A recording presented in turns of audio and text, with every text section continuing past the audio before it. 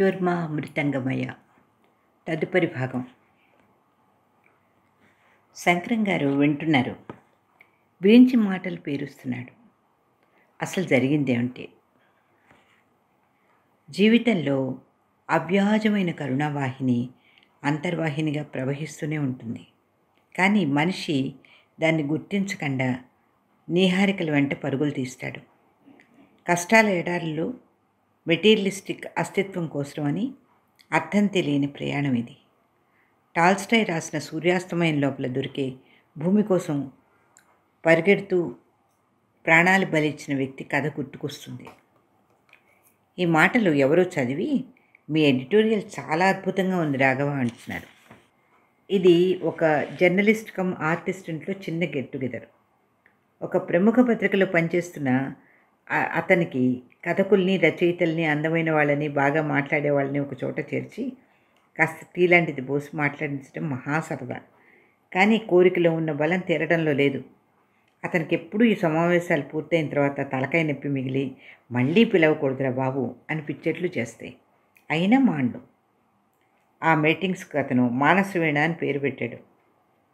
అది మోగించడానికి ఇక్కడ దాకా రానక్కర్లేదు అని వికిల్లో నవ్వే గొప్ప రచయితల దగ్గర నుంచి నా గుండెల్లో రుధిరాగ్నిని వేలుకొనల వెళ్తురా ప్రేయసి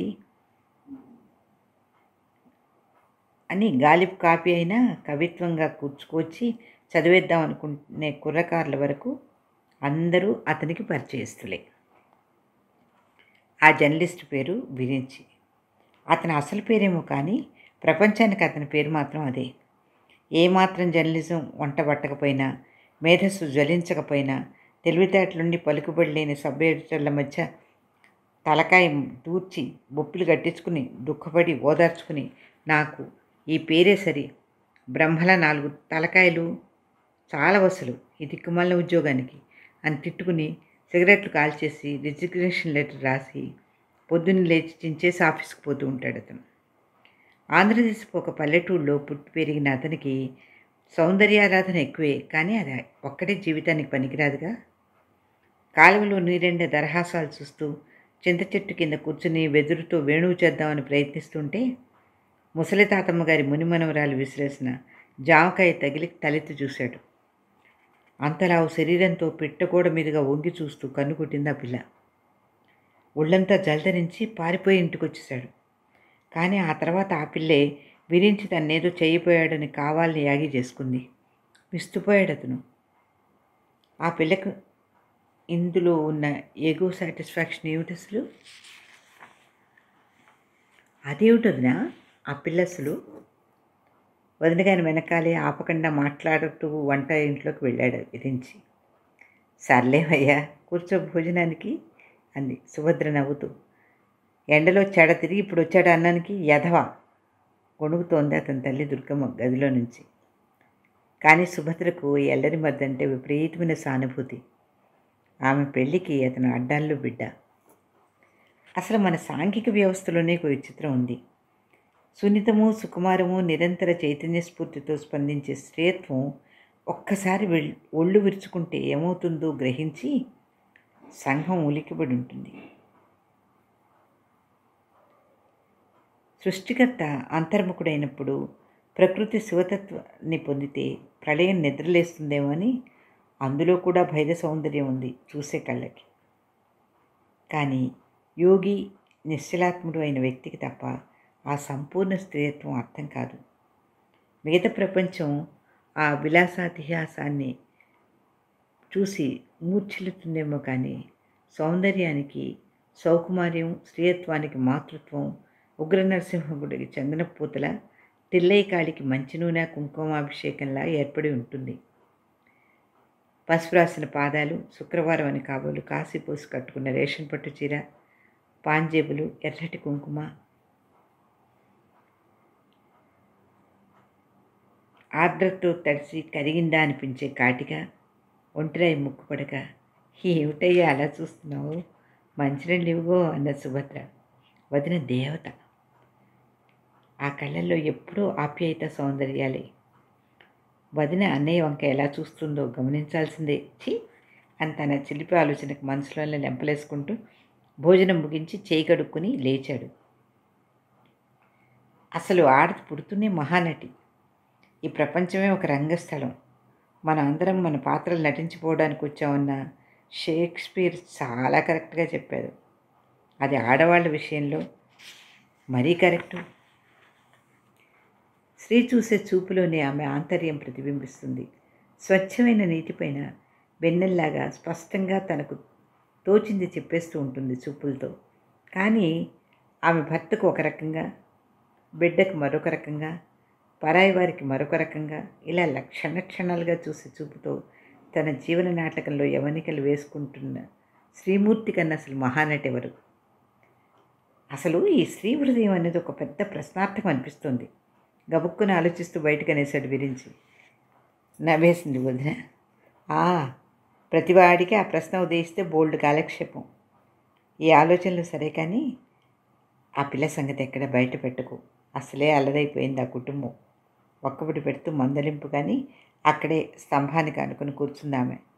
అలా ఆమె స్థిమితంగా కూర్చోవడం సాధారణంగా చూడు విరించి. అలా కూర్చుందంటే ఏదో చెప్పాలనే. ఏమిటిదినా? ఏదైనా ఉద్యోగం చూసుకోరాదు. అన్నయ్య గారు కేకలేస్తున్నారు ఎటో చూస్తూ అన్నది.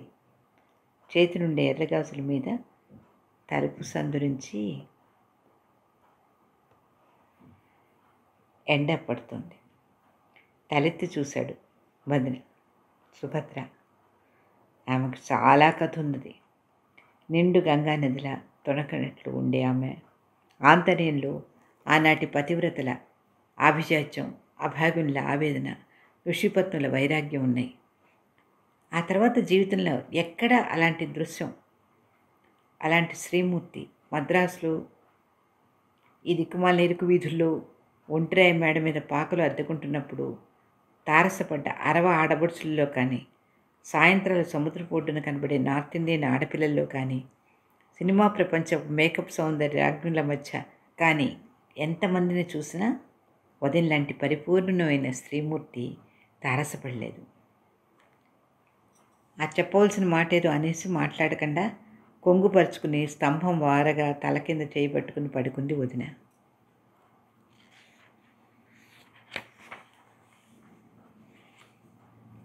వదిన అలసిపోయింది. ఎందుకో అతనికి దుఃఖం వచ్చింది. వదిన లాంటి వాళ్ళు ఈ దేశంలో ఎంతమందో. ఈ 4 నిట్టాళ్ల పురాతన ధర్మం అనే గృహానికి నిజమైన ప్రాతిపదికలు ఈ శ్రీమూర్తులు.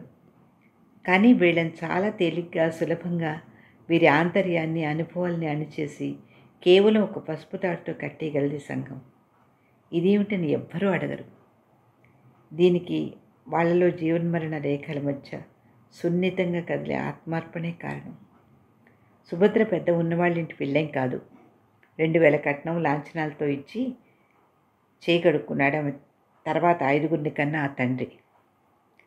దివాణం లాంటి ఇంట్లో పెద్ద కోడలుగా అడుగుపెట్టిన సుభద్రకి ఈ ఐశ్వర్యం, అది మనుషులకిచ్చే అర్థం లేని అహంకారం చూసేటప్పటికీ ఆ 15 ఏళ్ల పిల్లకి తమ ఊరి ఏటు ఒడ్డున బంతిపూల చెట్ల మధ్య ఉండే వేణుగోపాలస్వామి ఆలయానికి పారిపోవాలనిపించింది. ఇక్కడ అందరికీ తెలిసింది డబ్బు, అది ఇచ్చే అహం. వాళ్ళకి తెలియంది ఆప్యాయత, ఆదరణ. ఎవరితో మాట్లాడినా వాళ్ళ తాలూకు ఆస్తిని, మెళ్ళో నగలను బేరీజు వేస్తూ బతికేవాళ్ళు వీళ్ళు. వాళ్ళందరికీ సరైన ప్రతినిధి సుభద్ర అత్తగారు. కుండ ఓటిదని తెలిసి కోడల చేత కడిగించి విరిగిందని తిట్టే మనస్తత్వం ఉన్నదామె. తెలియని తెలుసుకుందామనే ప్రయత్నంలో ఉంటారు జిజ్ఞాసులు. తెలిసింది లౌకిక జీవితానికి అడ్డం పడకూడదనుకుంటాడు అజ్ఞాని. ఆమె చాలామందిలా రెండవ కోకు చెందిన మనిషి.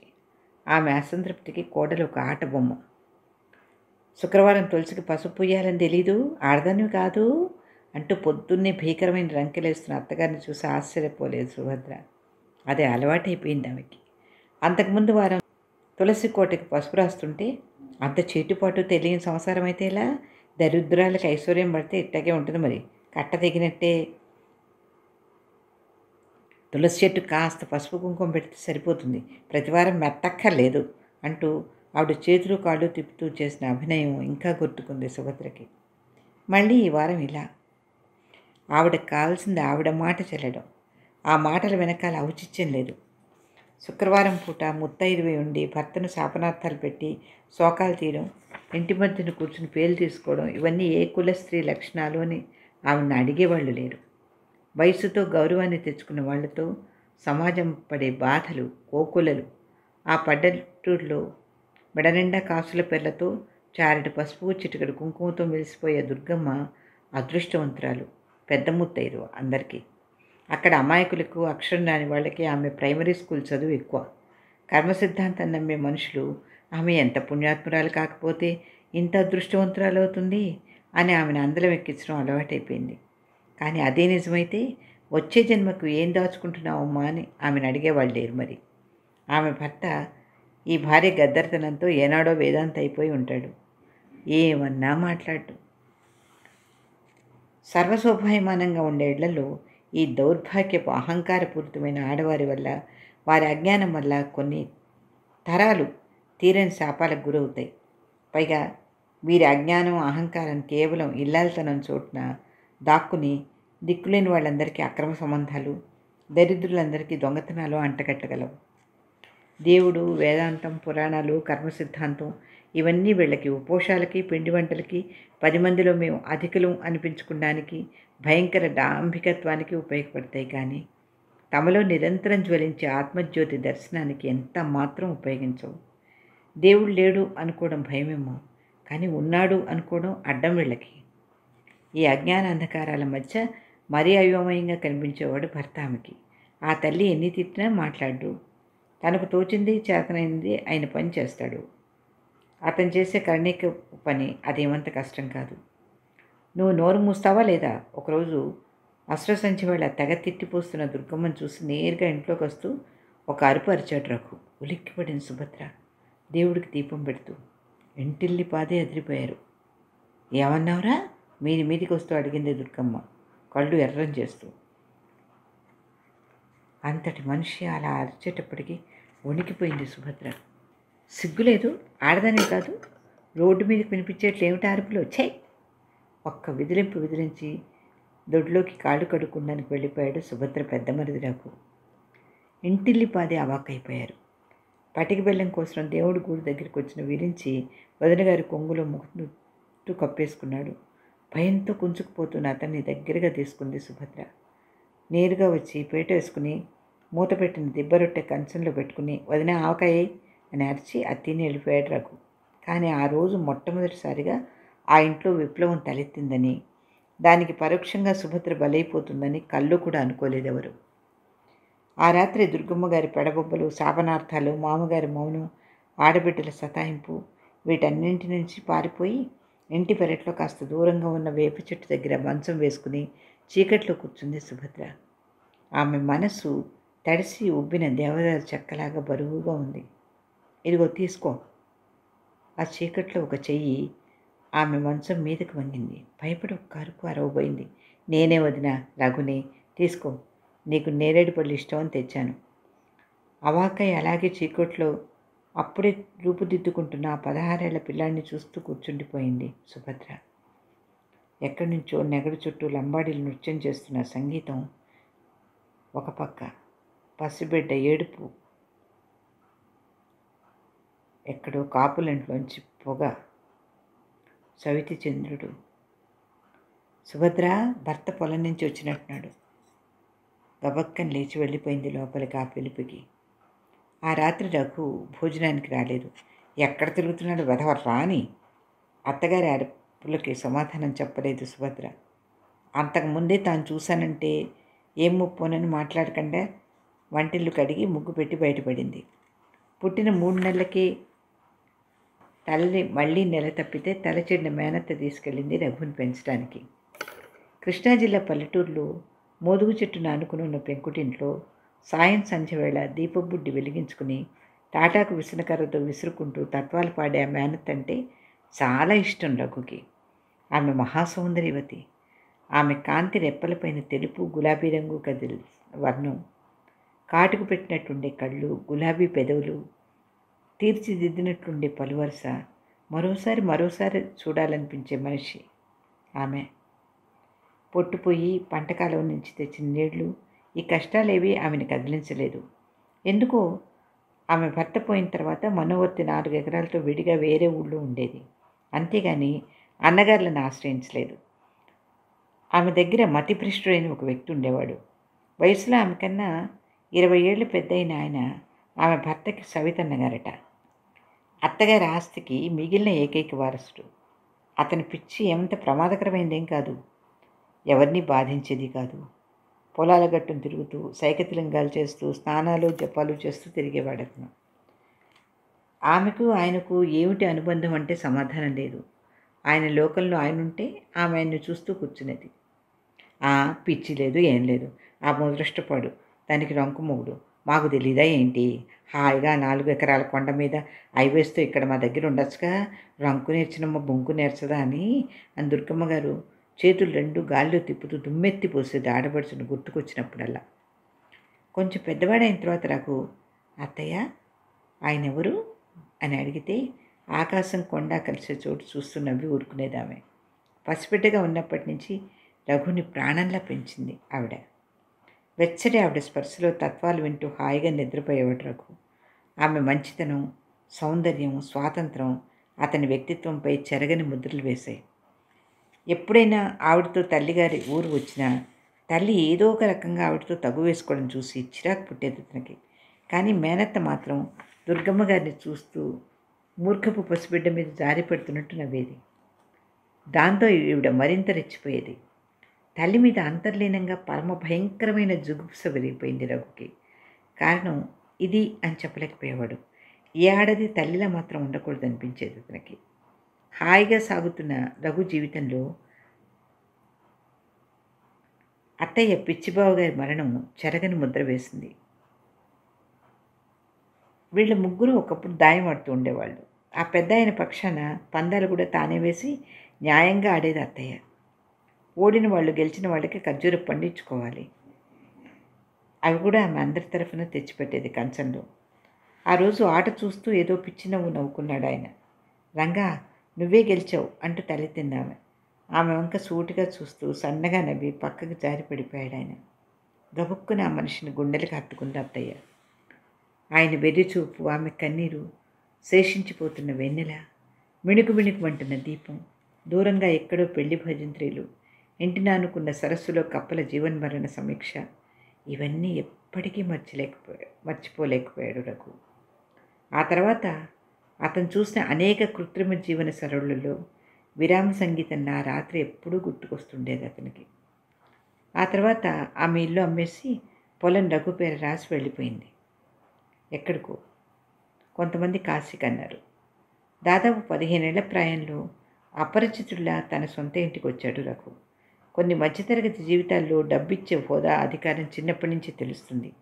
రఘుకి ఇప్పుడు అందరికన్నా 4 ఎకరాలు అధికంగా ఉంది. వాడు నా పోలికే, ఎప్పుడూ అదృష్టవంతుడే. ఆడబడుచు గిట్టకపోయినా ఆవిడ ఆస్తి మీద ఏమాత్రం అసహ్యం లేని దుర్గమ్మ గారు రఘు రాగానే మిగతా బిడ్డల కన్నా అతనికి ప్రత్యేకత ఇచ్చి గారాబం చేసి నెత్తికెక్కించుకుంది. ఆ ధోరణిలో మరింత బెట్టుగా ఉండేవాడు రఘు. ఆ పిల్లాడంటే ఒక రకమైన భయం ఉండేది సుభద్రకి. చూపుల్లో ఎర్ర చీర, మితభాషత్వం ఆమెను మరీ భయపెట్టేది. ఒకనాడు సాయంత్రం దొడ్లో మల్లెపందిరి దగ్గర నీళ్లు పోసుకుని ఇంట్లో ఎవరు లేరు కదా అని గబాల్లో చీర చుట్టుకుని వచ్చేసింది సుభద్ర. గుమ్మం దగ్గర నిలబడి ఉన్నాడు రఘు. ఆమె ప్రాణం చచ్చిపోయింది. ఎప్పటి నుంచో అక్కడున్నాడు. అయినా తన భర్త ఉన్నా, పాలేర్లున్నా, విరించున్నారా అని బెరుకు ఈ అబ్బాయిని చూస్తే కలుగుతుందేమిటి అనుకుని లోపలికి పారిపోయింది. ఒక రోజంతా తప్పించుకు తిరిగింది. మన్నాడు భర్తకు చెప్పి పాలేరు చేత తడికలతో స్నానాలు దొడ్డి కట్టించుకుంది. ఏనాడైనా ఎరుగుదమా ఇట్టా మాట సాగించుకోవడం. నవ్వుతూనే దెప్పింది ఆఖరి ఆడపడుచు జడ వేయించుకుంటూ. శుక్రవారం అని తులసి దగ్గర దీపారాధన చేస్తోంది వంగి. వెలిగించిన దీపం ఆమె ముఖం మీద వింత కాంతి వలయం ఏర్పరుస్తోంది. వెంకన్న పెద్దమ్మగారిని అడిగి కర్పూరం పట్రా, మర్చిపోయి వచ్చాను అంటూ సుభద్ర కరివేపాకు చెట్టు నీడలో ఉన్న మనిషిని చూడకుండానే నిమిషంలో మెల్లిగా అరచిత్తో కర్పూరంతో నిలబడి సూటిగా చూస్తున్నాడు రఘు. ఉలిక్కిపడింది సుభద్ర. ఆ చూపుల వెనకాల అర్థాలు ఆమె ఆలోచించడానికి కూడా భయపడింది. ఆమె పెద్ద చదువులేం చదువుకోలేదు. కాఫ్ లవ్, అడల్సెన్స్ ప్రేమలు ఇవన్నీ ఆమెకు తెలియవు. కానీ వీటన్నింటినీ మించిన జ్ఞానం ఉంది. ఆమె స్త్రీ తరతరాల నారీ హృదయంలో స్పందించి రాంగరంజితత్వానికి ఎక్కడ తెరదించాలో ఆమెకి ఎవ్వరూ చెప్పక్కర్లేదు. అందుకే చటుక్కున లోపలికి వెళ్ళిపోయింది. అతన్ని తప్పించుకుని తిరిగేది, పలకరిస్తే ముక్తసరిగా మాట్లాడేది. కానీ ఆ దూరం ఆ వయసులో మరింత దగ్గరతనాన్ని పెంచుతుందని ఆమెకి తెలియదు. వరుసగా 3 రోజులుగా అన్నానికి రావడం లేదే, ఎక్కడ చచ్చాడో వీడు, తిడుతూనే బాధపడుతోంది అత్తయ్య గారి మాతృహృదయం రఘు గురించి. పరీక్ష కోసం ఆ రాత్రి వడ్డనకు రోజులా తప్పించుకోకుండా సుభద్ర వచ్చింది. ఎక్కడో తిరిగి వచ్చి కాళ్ళు చేతులు కడుక్కుని లోపలికి పోతున్న అతన్ని చూసి, అన్నానికి రా రఘు, నీకు ఇష్టమని కందిపచ్చడి చేశాను అన్నది. సూటిగా చూసి మాట్లాడకుండా కంచ దగ్గర కూర్చున్నాడు అతను. అర్థమైపోయింది సుభద్రకి. తనంత జాగ్రత్తగా ఉండాలో కూడా అర్థమైపోయింది. రేపు శ్రావణ శుక్రవారం, చెల్లో తామర పూలు తెమ్మండి అత్తయ్య, పూజ చేసుకుందాం చెప్పింది అత్తగారికి. ఎవరు తెస్తారే, పాలేరు పక్కూరు తిరునాళ్ళకి పోయాడు, చూద్దాంలే అంటూ దుర్గమ్మ మజ్జిగ చేస్తోంది. మన్నాడు పొద్దున కల్లా తామర పూలతో వచ్చాడు పాలేరు. బోల్డంత సంబరపడిపోయింది సుభద్ర.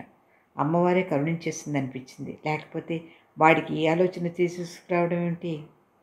పూజా భోజనాలు అయి పాలేరుకి అన్నం పెడుతుంటే ఆ తామర పూల కోసం పోయి రఘుబాబు ముళ్ళ కంచె మీద పడ్డారమ్మా, బాగా గీచుకుపోయింది, మీకెవరికి చెప్పొద్దన్నారు అన్నవాడి మాటలకు అవాక్కైపోయింది సుభద్ర. పనంతా అయిన తర్వాత ఇల్లంతా వెతికి కొంచెం దూది టించరు పట్టుకెళ్ళింది. వడ్లకొట్లో తల మీద చేయి పట్టుకుని పడుకున్నాడు అతను. జాలేసింది సుభద్రకి. ఇదిగో ఇక్కడ పెడుతున్నాను, మందు వేసుకో అంది గుమ్మం దగ్గర నిలబడి. చటుక్కున కళ్ళకు చెయ్యి అడ్డం తీశాడు. తలంటి పోసుకుని జారవిడిచిన జుట్టు, తాంబూలంతో పండిన ఎర్రటి పెదవులు, మామిడి చిగురు రంగు కుంకుమ, మెళ్ళో చంద్రహారం, చేతికి పచ్చగాజులు కలిసి అతని కళ్ళల్లో మెరుపుతో కనబడ్డ ప్రశంసలో ఏదో ప్రలోభం కనబడింది. చటుక్కున వెందిరిగింది సుభద్ర. ఆమె గుండెల్లో ఏదో దడ, రక్తంలో ఏదో జరి.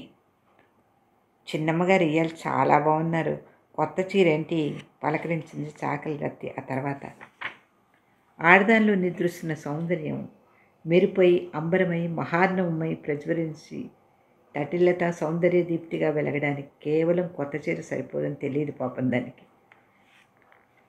ఆ రోజు నుంచి జీవితంలో కొత్త మలుపులు ఎక్కువైనాయి సుభద్రకి. ఆమె పూజకు అడగకుండానే పూలు వచ్చేవి. ఆమె ఇంటి పని చేసుకుని నడుము వాల్చే సమయానికి తాటి ముంజలు ఆమె గుమ్మం ముందు ఒలిచిపెట్టి ఉండేవి ప్లేట్లో. తోటలోని మల్లెపూలు సాయంత్రానికల్లా అరిటాకులు ఆమెకు అందజేయబడేవి. వీటన్నింటి వెనకాల ఉన్న అదృశ్య హృదయం ఆమెకు అర్థమయ్యేది. కానీ అది ఇచ్చే గర్వం కన్నా రానున్న పరిణామాల భయం ఆమెకు ఎక్కువైపోయింది. భర్తలోని అమాయకత్వం, నిశ్చింత ఆమె బాధ్యతను మరింత ఎక్కువ చేసేది. నేను ఈ ఇంటి పెద్ద కోడల్ని. దుఃఖమైనా సుఖమైనా కష్టమైనా నిష్ఠూరమైనా ఈ కుటుంబ సుఖశాంతులు మిగతా వారికి నైతిక విలువలు నా మీద ఆధారపడి ఉన్నాయి. అమ్మ అన్నపూర్ణ, నాకు ఆత్మశక్తిని ప్రసాదించు తల్లి.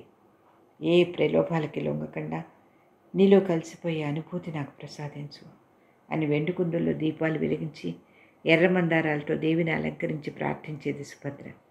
ఏమిటి పెండాకుడు చాదస్తాం, ఎంతకీ తమలదా పూజ చస్తున్నాం, పిల్లలు అన్నాలు కని కడబట్టిపోతున్నారు అని అదిలించేది అత్తగారు రోజు.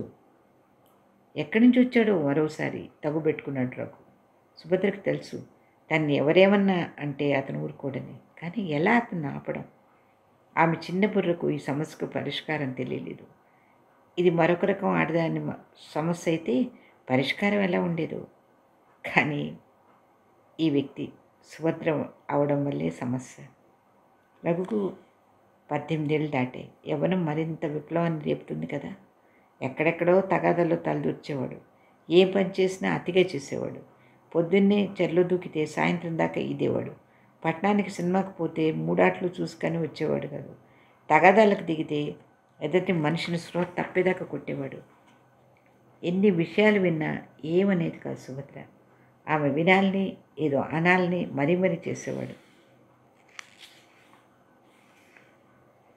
చిన్నబాబుని కాస్త కేకలేండమ్మా, ఆ సుబ్బారాయుడు గారి కోడలతో ఏటివుడును కనబడ్డట. ఆవిడ చేయి పట్టుకోవడం చూసాటెవరో. అసలే ఆ మనిషికి నీతి జాతి లేని మనిషి. కబురు అందించి చల్లపోసి వెళ్ళిపోయింది రంగి. స్థాణువులుగా నిలబడిపోయింది సుభద్ర. అత్తగారి శాపనార్థాలు ప్రారంభించింది. రఘుని అతన్ని పెంచిన అత్తయ్య గారిని అందరినీ తిట్టింది. సుబ్బారాయుడు గారి కోడల్ని, ఆవిడ వంశాన్ని గుంటలో పెట్టి లేవనెత్తింది. ఆవిడ బాధలో అర్థం ఉందనిపించింది సుభద్రకి. రఘు వస్తాడేమని భయపడుతుండగానే రానే వచ్చాడు. తల్లి తిట్లన్నీ విన్నాడు.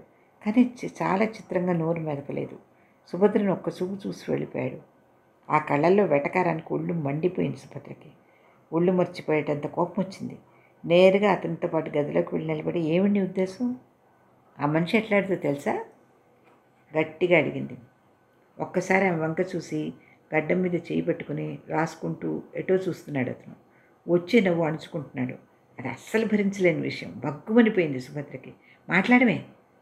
సన్నటి ఆమె గొంతులో చాలా పదునుంది. అందరూ సుభద్రలు గారుగా. తప్పుగా వదినా, స్నానానికి వెళ్ళాలి.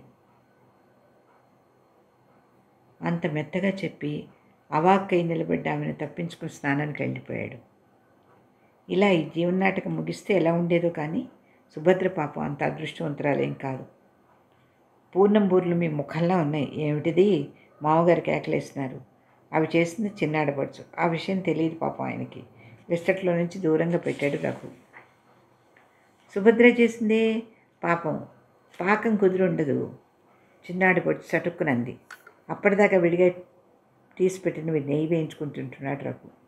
ఏ వదిన పేరు చెప్పగానే పూర్ణంబూర్లు ఎక్కుతున్నాయా రఘు? వెటకారంగా ఉంది. అవాక్కైపోయింది సుభద్ర.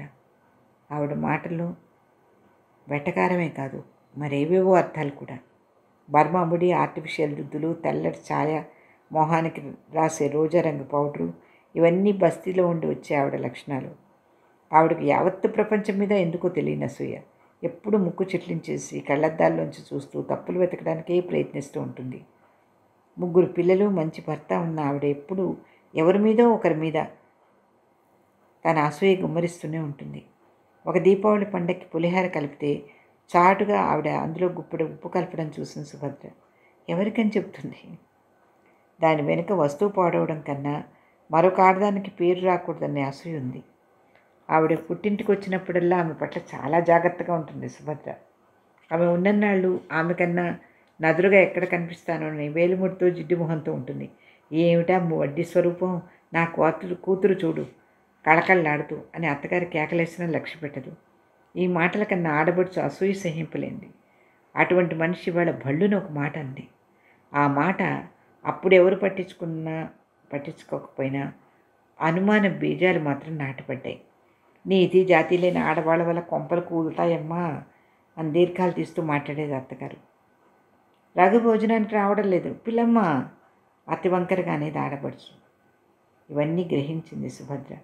ఎవరు బయటపడకపోయినా ఆ గాలిలో, ఆ గుసగుసల్లో తన చుట్టూ ఏదో కథ అల్లుతున్నారని చెప్పకుండానే అర్థమైంది సుభద్రకి. అందుకే వాళ్ళు ఉండగా అతనితో జనాంతికంగా మాట్లాడేది.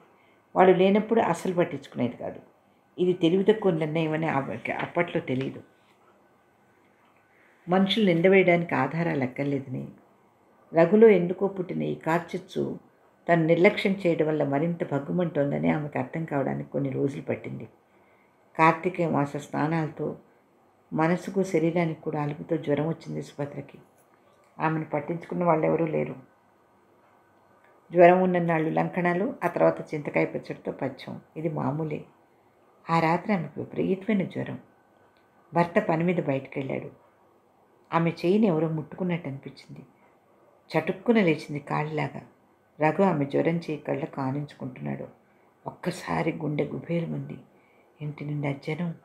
ఈ రాత్రి వేళ అతన్ని ఎవరైనా చూస్తే, అయినా ఈ అబ్బాయికి నా కష్టం గురించి పట్టదా అనిపించింది. ఒక్కసారి చేయి గుంజుకుంది. ముఖం రోషం, దుఃఖం, రోషం. ఆమె ఏం చేస్తుందో ఆమెకే తెలియదు. కుంపటి మీద నుంచి పాలు దించి అట్లకాడ కాల్చి ఆ చేతి మీద పెట్టుకుంది. ఆ చెయ్యిని కోసేయాలంత కచ్చ. వెనకాలే వచ్చినట్టున్నాడు అతను. వదినా అని ఒక్క అరుపుతో అరిచి చటుక్కున అట్లకాడ లాక్కున్నాడు. లైట్ వెలిగింది. ఏమ్మా ఏమిటి రాసక్రీడలు? అసలే జ్వరం కదా. ఆడబడుచు కళ్ళల్లో రాక్షసానందం. ఏదో కూడని పని చూశానన్న శాడిస్టిక్ తృప్తి. ఏమైందో తెలియకుండానే సుభద్ర కళ్ళు తిరిగి పడిపోయింది. ఆమెకి మామూలు తెలిసేటప్పటికి 2 రోజులైంది. ఇంటిల్లిపాది ఆమెను దోషిని చూసినట్టు చూస్తున్నారు. తులసి కోటకు తలవాల్చి జుట్టు విరబోసుకుని ఆకాశంలోకి చూస్తూ కూర్చుంది సుభద్ర. భగవంతుడా, ఏమిటి పరీక్ష నాకు? ఆమె గుండెలు మండిపోతున్నాయి. అప్పటికి 10 రోజులుగా భర్త పొలం వెళ్ళిపోతున్నాడు. రాత్రిళ్ళు పొడి పొడిగా మాట్లాడుతున్నాడు. ఆ రాత్రి చెప్పులేసుకుని వెళ్తున్న అతన్ని ఆపింది. కలంకారి చీరతో కళ్ళ కాటుకతో దేవతలా ఉందామె. కానీ అతనికి పెద్ద చెల్లెలు తల్లి చెప్పిన మాటలు వంటబట్టాయి. వాళ్ళు కాలక్షేపానికి అన్నట్టుగా అంత రాద్ధాంతం చేసిన ఆమె జీవితాన్ని ఆ మాటలు కాల్నాగుల్లా కాటు వేసాయి. నువ్వేమన్నా అనుకో, వాళ్ళు ఏవేవో అన్నారు, అయినా నేను నీకేం లోపం చేశాను? ఏమైనా నా మనసు సమాధానపరుచుకునేదాకా నిన్ను ముట్టుకోలేను. గోడ పట్టుకుని ఎటో చూస్తూ 4 మాటలు మాట్లాడి చీకట్లో బ్యాటరీ లైట్ తీసుకుని వెళ్ళిపోతున్న అతన్ని చూస్తూ గోడకు అలాగే చేరగలి పడిపోయింది ఆమె. దేవుడా, నేనేం పాపం చేశానని నాకు ఈ శిక్ష అని గుండె లెవిసిలాగా ఏడ్చింది. చచ్చిపోదాం అనుకుంది. చచ్చిపోతే తన నేరం మరింత ఎక్కువగా చిత్రీకరిస్తారేమో అని ఆగింది. అంత దుఃఖంలో కూడా పాపం రఘు ఈ విషయం వింటే చచ్చిపోతాడు అనుకుంది. సావని నాకే, ఇదంతా అతని మూర్ఖత్వం మూలం కదా. ఆలోచిస్తూ దుఃఖపడుతూ నరకం అనుభవిస్తుంది ఆమె. నేను ఏ తప్పు ఏ పాపం ఎరగనని భర్తకి ఎలా చెప్పాలి? దేవుడు లాంటి ఆ మనిషిని బాధపెట్టి నేనేం బావుకున్నాను? భగవంతుడా, నాకేదైనా శిక్ష వేయి అని ఆలోచిస్తోంది ఆమె. అదే ఈ గడ్డ మీద పుట్టిన స్త్రీలోని విచిత్రం. ఆమెలో నీతి ఎంత మత్తులా పనిచేస్తుందంటే చెయ్యని తప్పును ఆపాదించుకుని శిక్ష విధించుకోగలిగిన శక్తి ఆమెకుంటుంది. మరి ఇది చూసిన సర్వేశ్వరి గుళ్ళో దీపం వెలుగుతూనే ఉంటుంది. నదీ నదాలు ప్రవహిస్తూనే ఉంటాయి. పువ్వులు వెన్నెలు వికసిస్తూ వెలుగుతూనే ఉంటాయి. వీటన్నింటి ఆంతర్యం రంగరించుకుని పవిత్రత కోసం చంద్రపు కట్టెల్లో సజీవ దహనమయ్యే శ్రీమూర్తి ఆత్మాహుతి ఏ ధూళిగా మారి ఆ ఈశ్వరతత్వాన్ని చేరుతుందో మరి.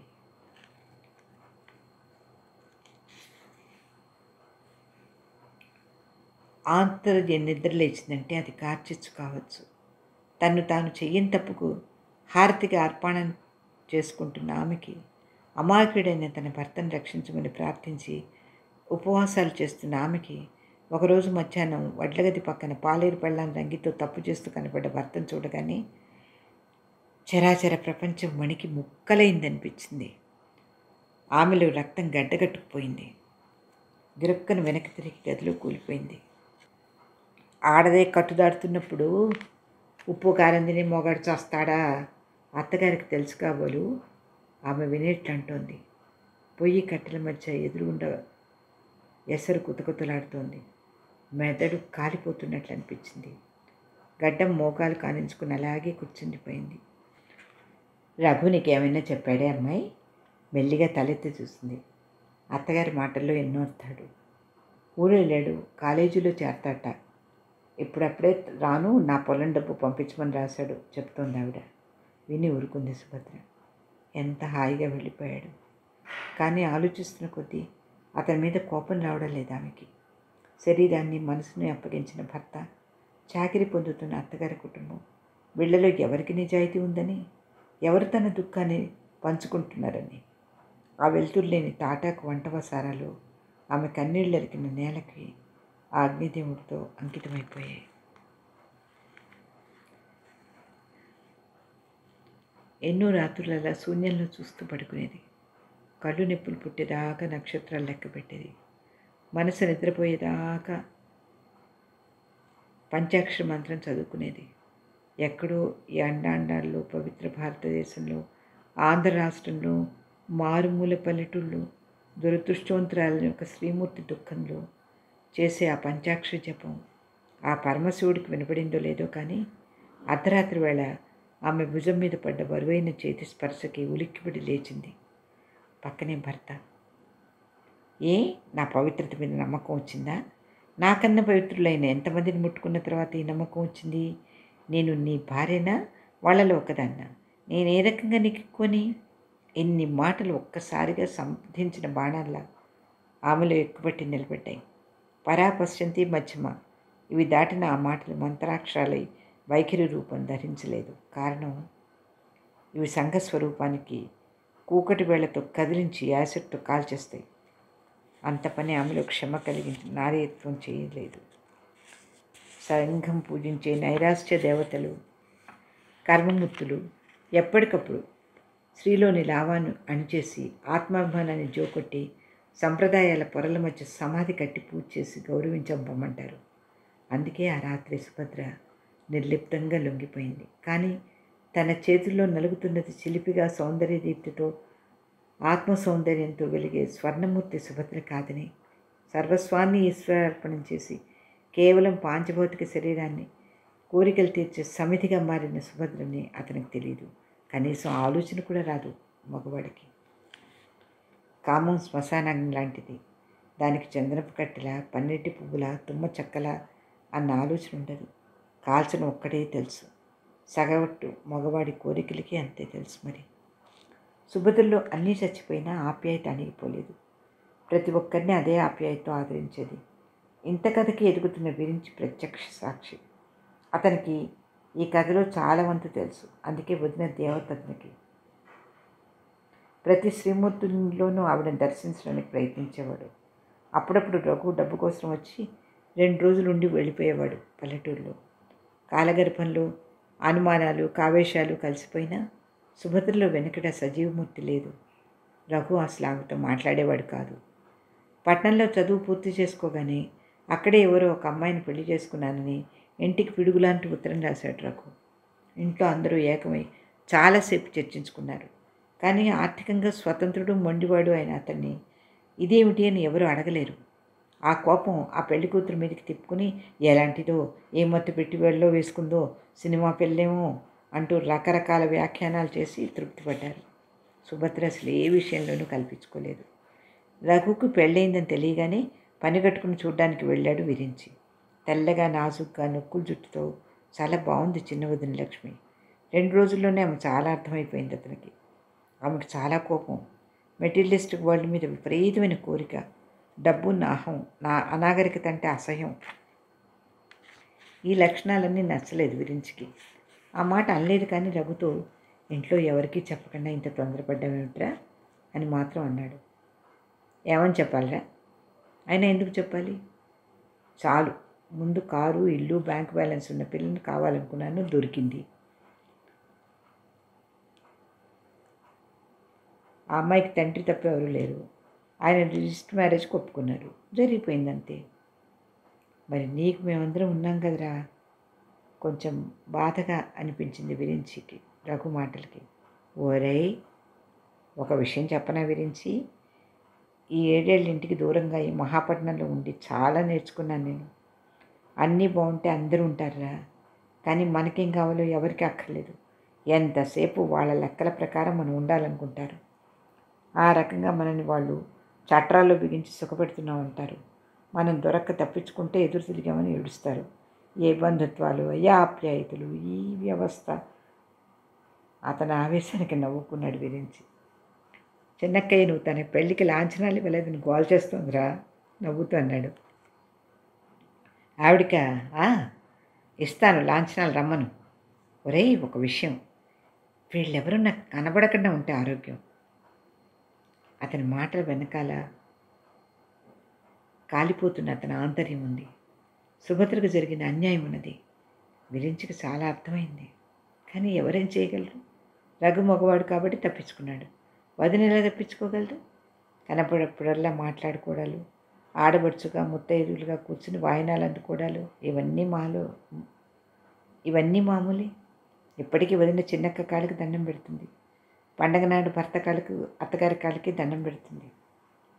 తనలో జీవిని అంతర్ముఖం చేసుకుని తనకు జీవితేచ్ఛను చంపేసిన ఈ మనుషులకి తను ఉంచి నమస్కరింపచేసే ఈ వ్యవస్థలో ఏదో గొప్ప ఔన్నత్యమన్నా ఉండాలి, పర్వర్టిజమన్నా ఉండాలి. మా ఇంటి మరో కోడలు లక్ష్మి. ఆమెకి ఏ సెంటిమెంటు లేదు.